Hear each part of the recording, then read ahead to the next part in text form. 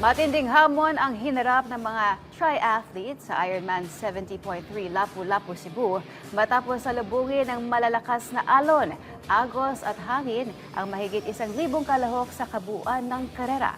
Para sa detalye, narrative report ni Paulo Salamatin.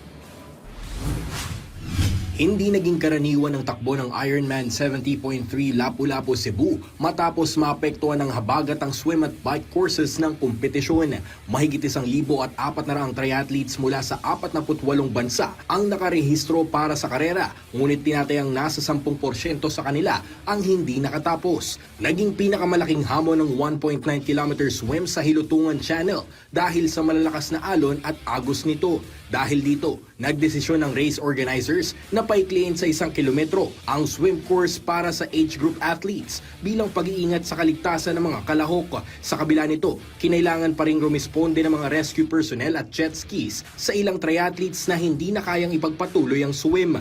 Hindi rin naging madali ang 90-kilometer bike leg, lalo na sa Cebu-Cordova Link Expressway kung saan malalakas na bugso ng hangin ang hinarap ng mga atleta.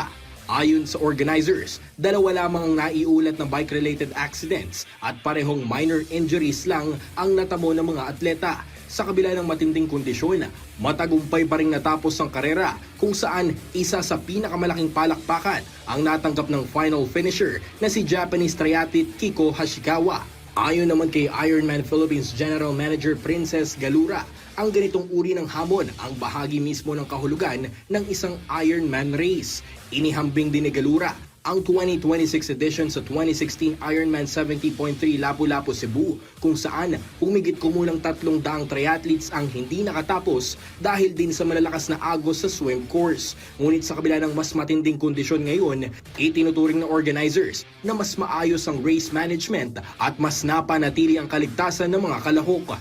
Malaki rin ang naging tulong ng Lapu-Lapu City Government, mga volunteers, mga police, Coast Guard, rescue teams at medical personnel na nakapwesto sa iba't ibang bahagi ng kabuuang race course. Paulo Salamatin para sa Atletang Pilipino, para sa Bayan.